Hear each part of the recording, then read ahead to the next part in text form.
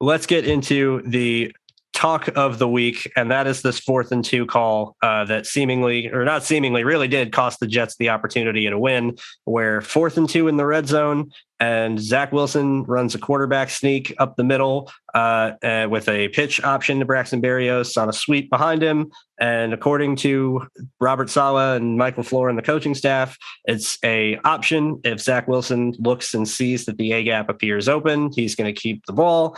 Or if it doesn't look open, he gives it to Berrios on the sweep. But they wanted the ball to go to Berrios no matter what, and they didn't do a good enough job communicating that to Zach Wilson.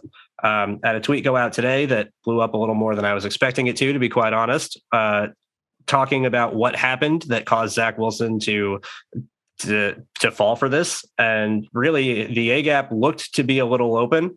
It wasn't really as open as it appeared. You had Ndamukong Suh and William Golson, the defensive ends for the Tampa Bay Buccaneers. They were playing what's called a cocked slant stance, where instead of lining up completely horizontal or perpendicular to the line of scrimmage, they're slightly cocked inside towards the center. And that's so that they can crash down at the snap and plug everything to the inside. They're not so worried about keeping their gap integrity straight on. They're crashing down and slanting in to shut down all the inside potential runs, where if it's 4th and 2, it's short yardage. That's what you're going to expect. So after the snap, Zach Wilson sees this gap that he thinks he can squeeze through, and it shuts down immediately. He gets tackled for, I think, maybe a loss, if not a gain of no more than 1 yard. Ball goes over to the Buccaneers, and we all know what happens next. Tom Brady does Tom Brady things. So who's to blame here? Who's at fault? And even if they are at fault, how much of an issue is this? So first off, let's not sugarcoat anything about this. This is Zach Wilson's fault. Zach Wilson made a bad read, and that's okay. He's a rookie that thought he saw something open and didn't recognize the turn stances from the Tampa defensive line that would have told him that they were intending to crash down on the inside, and it would have made the sweep to Berrios that much more open. You were going to hope that Zach Wilson can identify that and make that call in that situation. But quite honestly, I'm more upset with the coaching staff for giving him the option for a sneak whatsoever. Why not just call a sweep to Berrios? Why not call a pass play? Why not call a different type of run? Call anything else where you aren't putting your rookie quarterback in this position to make a decision to cost you the game. And to be fair, Zach had not been doing anything to cost them the game. If anything, he'd been doing everything he could to keep them in it. So he deserved the confidence to make the right decision. But I wouldn't like that play call, period. I don't think that is a good 4th and 2 call in general. And I thought that LaFleur called a pretty solid game overall. I don't think that was the issue. But in this particular instance, Zach Wilson made the wrong read. But I'm putting more blame on the Jets coaching staff for putting him in a position to make the wrong read in the first place. Yep, I completely agree. They really shouldn't have. I feel like as of late, Zach's been spending a lot of time doing all the right things, whether it's his mechanics are looking a lot better, his ability to go through progressions is looking a lot better.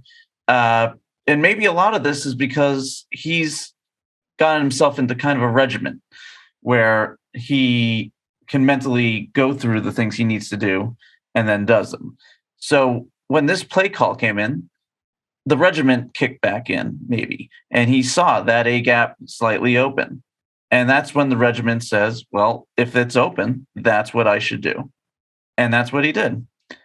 And what Saleh said is, hey, if in future, maybe we'll let him freelance a little and make decisions on his own.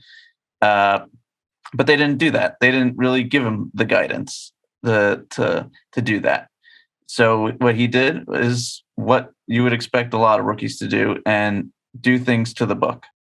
Yeah, I think you guys have covered it perfectly. Talking about the decision, Zach Wilson made a poor decision. He was baited, yes, but he's also got to consider that everybody was crowded inside the box, and he had that option to Braxton Berrios open. That was clear from the pre-snap look. I understand what he saw, but he made a mistake, and he knows it. And I have to agree with you guys there. 4th and 2, I know that the Jets love to give Zach Wilson ability, like 2 plays, and let him pick one based on the pre-snap look that he sees in defense. that's not a situation that you want to call a can. That's a quarterback sneak, right? Maybe if the Jets have the sweep to Bears and as a can, if the Bucks are playing outside the tackle boxes with a couple of guys that basically are waiting for the jet sweep, if you can it to an inside zone run to the running back, okay, I'll get it. That's part of the process. But canning for a sneak, giving Wilson that kind of flexibility, that made basically no sense for me. I honestly, for a second, thought that they were trying to hide Wilson or just say, hey, let's just take it out and say that he had the option. But I don't think the coaches would lie. Honestly, everyone in the offense know what happened. They wouldn't lie. The O-line know, the receivers know. I really think Wilson had the option to take on the sneak and decided to do it. That was a poor decision. Yes. But most importantly, I don't understand how you can give your quarterback accountability to a sneak on 4th and 2 against the Bucs defense. Yeah, I don't know. And what makes it even worse is that it all came off of a timeout too. So they had extra time to really get everybody together and get everybody on the same page. So that just makes it all that much worse. And of course, after the game, you have personalities like Bart Scott and Willie Colon saying that this is a character flaw in Zach, which is absolutely rubbish. There's absolutely no truth to that at all. It sounds like they want to push a narrative rather than just looking at it for what it actually was, a mistake. Yeah, it was a mistake. And that's okay. He's a rookie. He's made a handful of them this year. He's going to make more as his career goes on.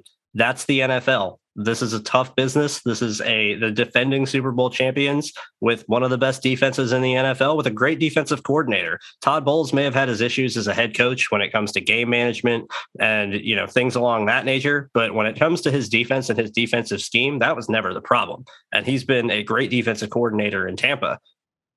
He's going to fool a rookie quarterback every now and again. And I really don't think that Zach Wilson was doing any sort of glory chasing. I don't think this had anything to do with himself and wanting to be the guy that converted the first down. Zach Wilson wanted to win. Zach Wilson would have loved to go out there and say that I beat Tom Brady in my rookie season. How many other rookie quarterbacks get to do that? If that means Braxton Berrios is the one that gets the pitch and gets him over, gets the first down, that's going to be fine. He saw what he thought was open. He was coached to take it when he saw what he thought he saw. All he did was do what he was coached to do.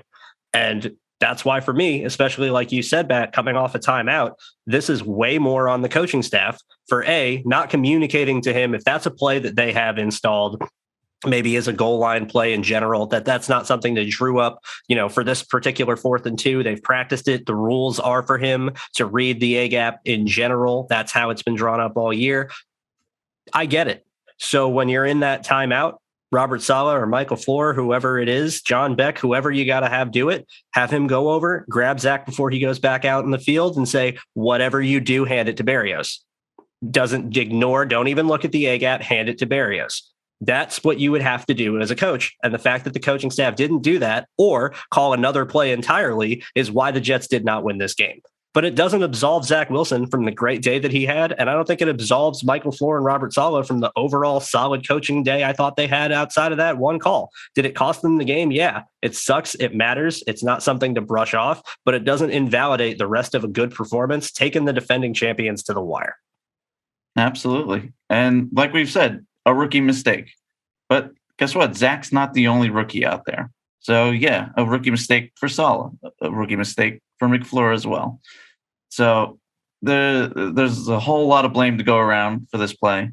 But you know what? I'm not going to lose any sleep on it because they've all grown throughout the year and they've all shown what they can be going forward. And I'm very happy about all that. Agreed.